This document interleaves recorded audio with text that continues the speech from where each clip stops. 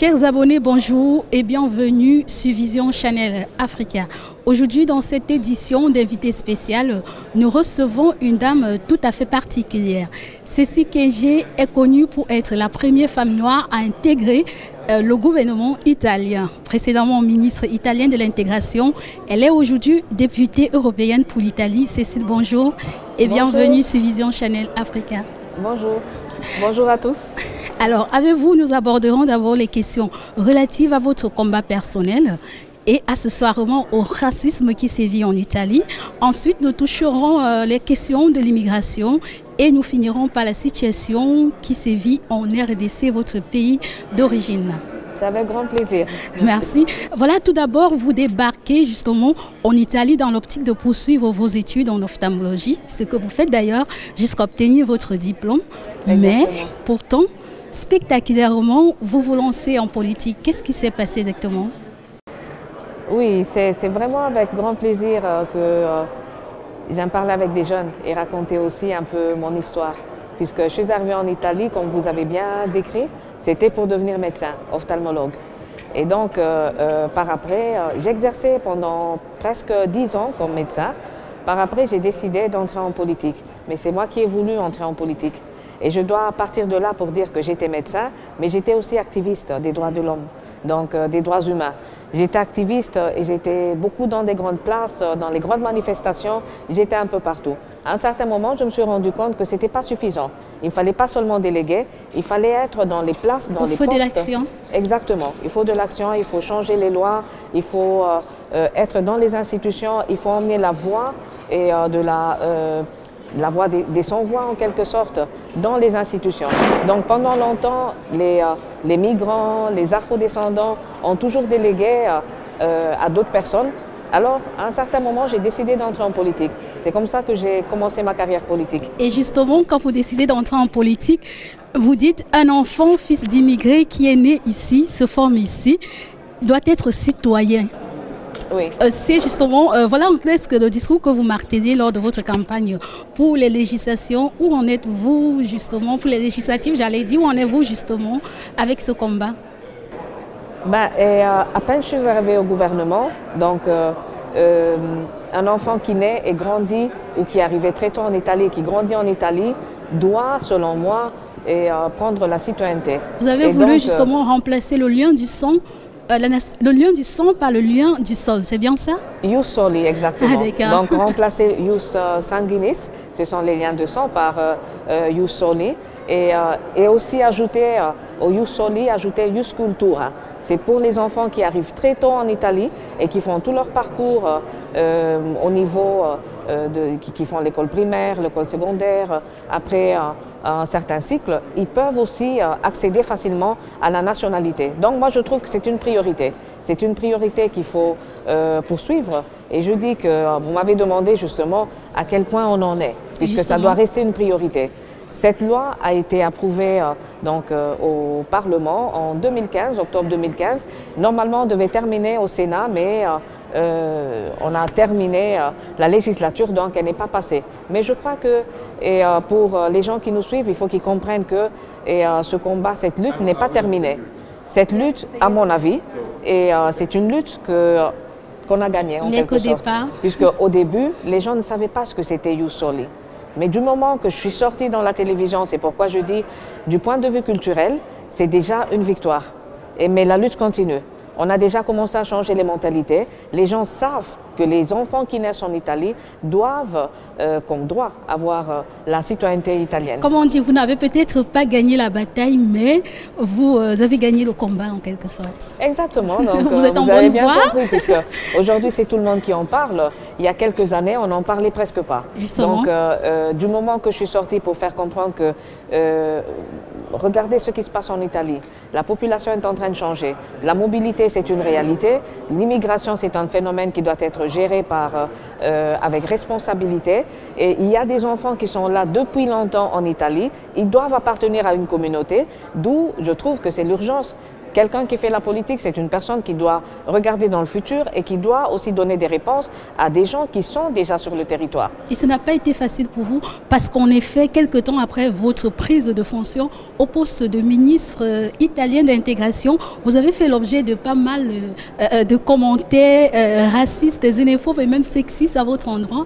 D'aucuns vous ont d'ailleurs considéré, entre guillemets, de singes. Oui. Justement, comment avez-vous pu surmonter un tel déferlement, surtout que ça venait des responsables politiques? Oui, je vois que vous êtes bien documenté surtout, puisque ces attaques racistes n'ont pas été faciles. Vous savez, le fait que j'ai pu surmonter tout ça, ça ne veut pas dire que je n'ai pas souffert.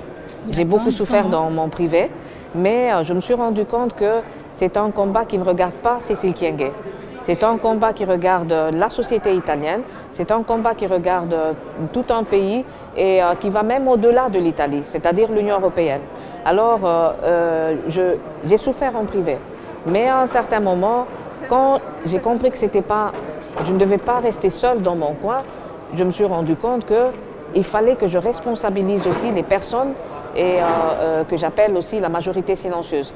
Il faut à un certain moment qu'ils commencent aussi à être protagonistes, à participer et non pas seulement à m'envoyer leur soutien verbal, mais c'est celui de pouvoir intervenir. Des acteurs décisifs. Acteurs décisifs, surtout pour ceux qui font la politique.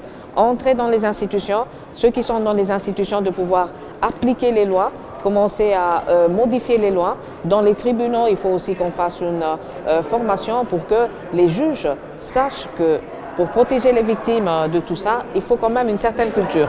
Donc tout ça, ça fait partie de mon parcours.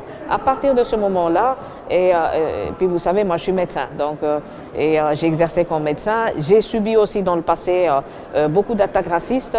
Et comme je vous ai dit il y a quelques instants, mon parcours, c'était un parcours d'activiste des droits humains. Justement. Donc, je faisais partie du réseau 1er mars. Et puisque vous parlez du parcours justement de lutte contre le racisme, vous avez d'ailleurs récemment assisté à une réunion, à une manifestation contre le racisme dans la ville de Macerata, en Italie, justement. Oui. C'était suite à une fusillade contre les Africains, les personnes noires ou des Africains. Au vu de toutes ces observations, est-ce que selon vous, on peut considérer l'Italie de pays raciste? Je peux dire que oui, l'Italie n'est pas raciste. Mais il faut se rendre compte qu'il y a une minorité qui a kidnappé en quelque sorte la presse et qui fait sembler l'Italie un pays raciste. En réalité, il y a une majorité silencieuse, une majorité sur laquelle on doit beaucoup investir, on doit beaucoup travailler du point de vue de l'éducation, mais surtout aussi avec les médias. Ce qui s'est passé à Macerata, c'est signe que même si l'Italie n'est pas raciste, mais le racisme existe. Et on ne doit pas fermer les yeux sur ça. Le racisme existe. À Macerata, Luca Traini est sorti pour tirer sur les Noirs, pour faire beaucoup plus de victimes possibles parmi les Noirs. Donc on doit aussi considérer que ce n'était pas seulement du racisme, c'était aussi du terrorisme. Du terrorisme. Oui. Et toutes ces menaces n'ont pas à un moment donné remis en question votre engagement politique?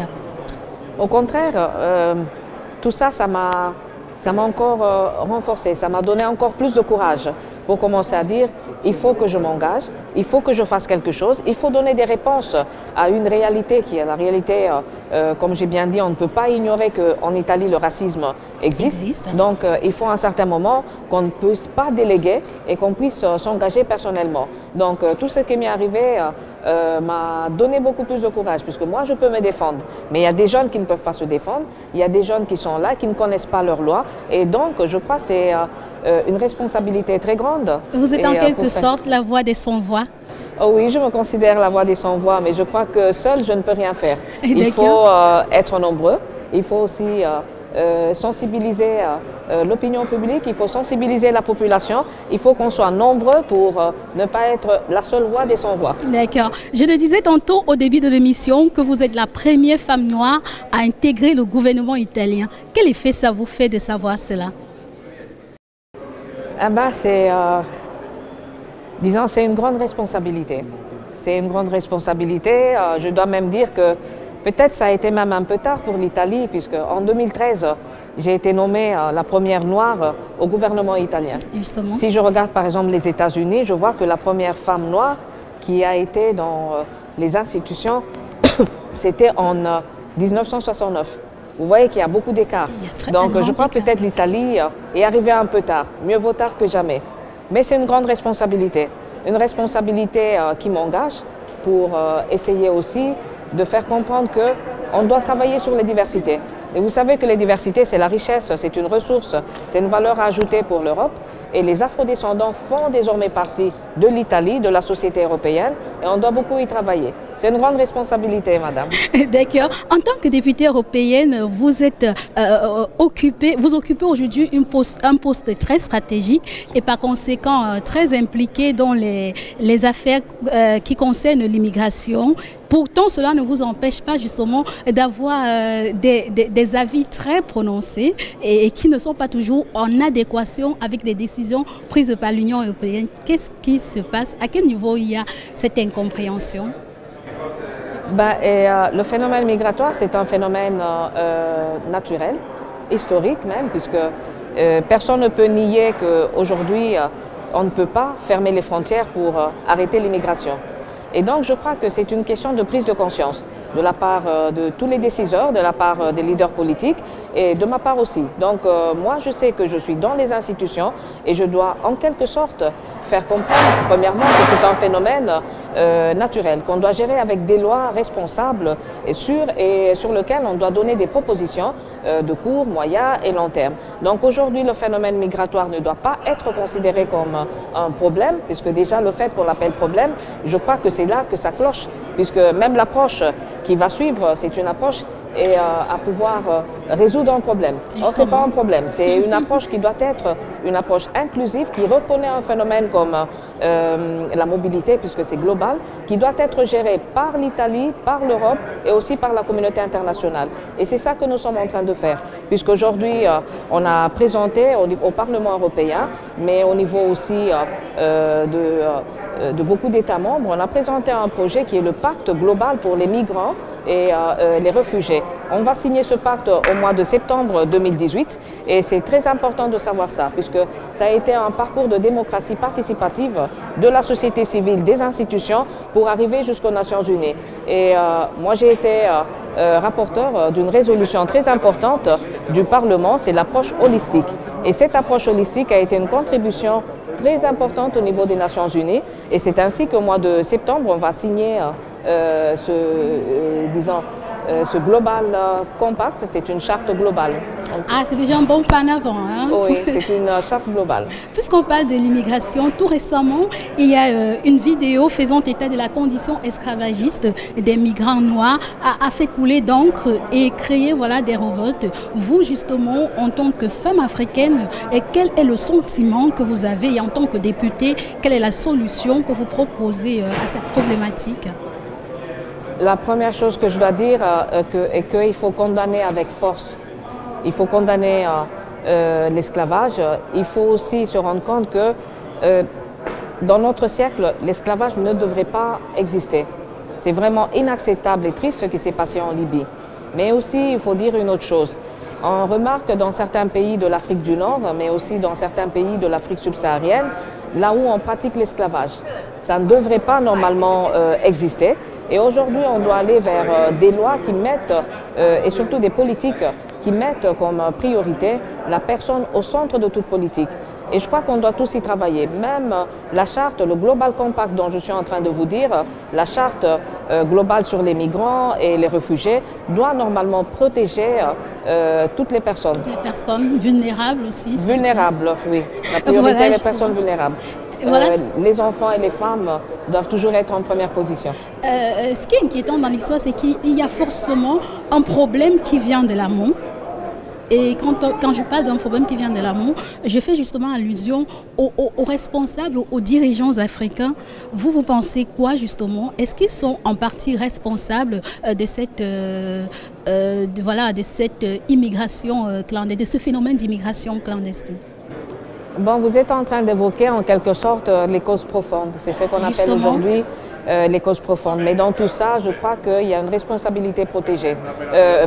Pardon, puisque ce n'est pas une question qui regarde uniquement l'Afrique, c'est une responsabilité qui doit être partagée aussi avec les pays d'accueil.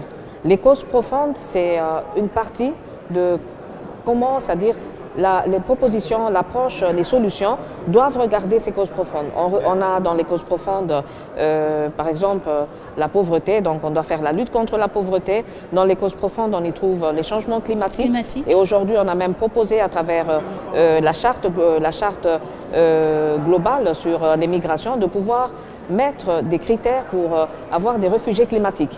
Donc on a aussi le terrorisme, on doit faire ça. La proposition, ça va être la lutte contre le terrorisme, mais je dois dire que toutes ces causes profondes ont un seul dénominateur, ce sont les inégalités. Il y a trop d'inégalités dans beaucoup de pays d'Afrique, on doit s'attaquer aux inégalités et aujourd'hui, si on veut mieux gérer le phénomène migratoire, oui, il y a un volet qui regarde comment intervenir sur les causes profondes, mais on doit intervenir sur les causes profondes en investissant sur le développement durable. Et tout ça, ça va être à l'intérieur du respect d'un agenda, qui est l'agenda 2030, des objectifs de développement durable. Quels sont vos rapports avec les dirigeants africains, en particulier avec le président Kabila? Oui, bon, je n'ai pas de rapport personnel avec lui, hein, mais en tant que député européen, on travaille sur beaucoup de dossiers. On sait qu'aujourd'hui, les rapports avec les institutions et dans la RDC sont un peu tendus, puisqu'il faut d'un côté se rendre compte que les institutions congolaises, et surtout locales jusqu'au sommet de l'État, ils sont tous illégitimes, illégaux. Vous anticipez justement la question suivante, qui était celle de savoir votre analyse sur la situation politique qui prévaut en République démocratique du Congo. Oui, ben, vous voyez que ça s'enchaîne, hein, puisque c'est un peu lié, puisque notre travail, c'est celui de pouvoir mettre le focus sur la violation des droits de l'homme, la situation politique, et dans les accords de Cotonou, puisque entre l'Afrique et l'Europe, et surtout entre les pays ACP, Afrique, Caraïbes et Pacifique, on a des accords. Donc il n'y a pas d'ingérence. À l'intérieur de ces accords qui s'appellent les accords de Cotonou, on essaie d'intervenir politiquement. On essaie d'abord, on part par le dialogue et puis après on termine par la consultation. Et après la consultation, on peut arriver aussi aux sanctions. Donc à travers ces accords de Cotonou, on intervient aussi sur la RDC. La RDC, c'est un cas particulier, comme j'ai bien dit.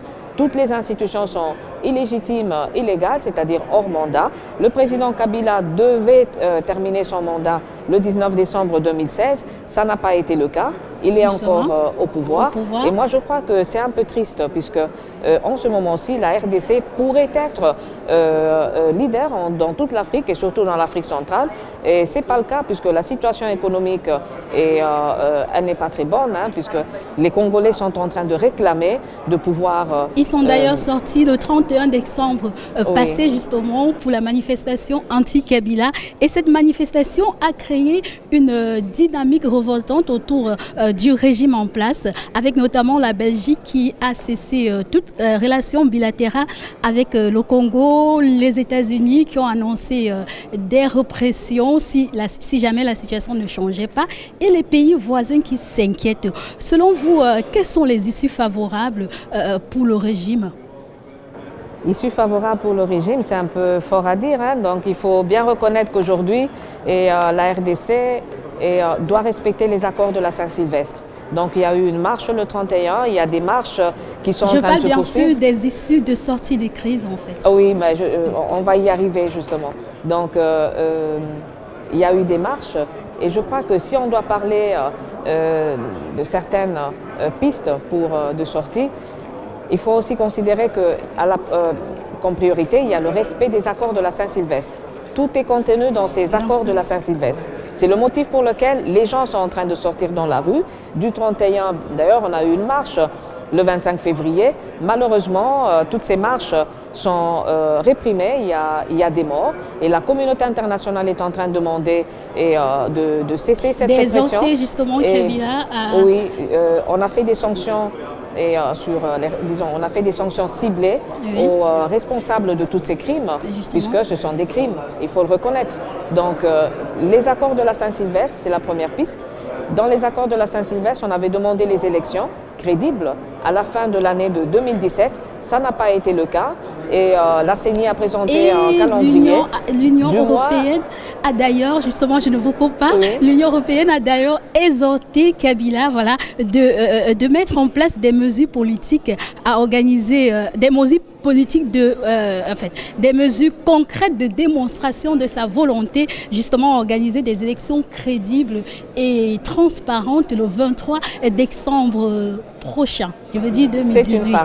Est-ce que vous pensez qu'il s'accommodera justement à cette... Et pourquoi c'est une farce? Moi, je crois que nous sommes en train d'assister pour la énième fois à une farce de la part du gouvernement, puisque à chaque fois, il invente des motifs pour déplacer la date. C'était le cas avec les élections à la fin du mois de décembre 2017, qui n'ont pas été respectées. Et j'insiste à pouvoir dire que le président Kabila est au pouvoir grâce aux accords de la Saint-Sylvestre. C'est pourquoi quand vous m'avez posé la question pour dire quelles sont les possibilités de pouvoir sortir de cette crise, la première chose, ils doivent respecter les accords de la Saint-Sylvestre. Il y avait une décrispation politique, c'est-à-dire la libération aussi de tous les opposants politiques qui sont en prison jusqu'à aujourd'hui, qui n'a pas été respectée. Il y a justement les élections qui rentrent, et si on doit aller aux élections en décembre 2018, le gouvernement congolais devrait démontrer d'avoir des financements. Jusqu'à présent, il avait dit qu'il n'avait pas de financement.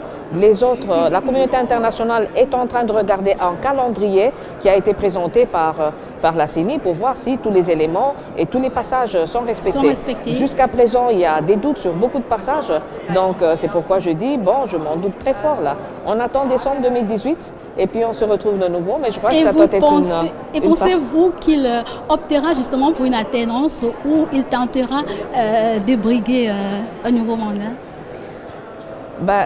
C'est pas moi de le dire, hein. Moi je crois que le président Kabila devrait normalement être clair dans ses propositions, puisque dans les accords de la Saint-Sylvestre, on a aussi demandé qu'il ne puisse pas briguer un troisième mandat. Et on n'a pas encore d'assurance sur ça. Donc c'est un autre élément qui s'ajoute. Et je crois que c'est à lui de réfléchir, il est assez jeune. Moi je crois que c'était pas mal, il pouvait sortir avec tous les honneurs, mais je crois que là, la situation c'est un peu compliqué, puisque du point de vue politique, du point de vue sécuritaire, sans parler du fait que j'ai pas approfondi la partie qui regarde l'aspect humanitaire. Mais le Congo reste un grand pays. Le Congo peut devenir leader dans l'Afrique centrale et dans toute l'Afrique. Et je crois qu'il faut travailler sur ça, puisqu'on a une jeunesse très engagée, une jeunesse qui est là, qui n'a pas peur, qui descend dans les rues. Et je crois que c'est sur ça qu'on doit beaucoup investir. Mais je remercie aussi la Synco, je remercie l'Église catholique, puisqu'ils ont démontré qu'une population, un peuple est capable de se prendre en charge. Et c'est ce qui sont en train de se faire. Merci Cécile d'avoir pris le temps de nous recevoir dans le cadre de cette émission. Merci à vous et félicitations, merci à vous. Merci. Fin de cette édition d'invité spécial. Je remercie l'équipe technique de Vision Channel Africa. Merci à vous également, chers abonnés, de nous regarder. Restez nous fidèles et portez-vous bien. Bye bye.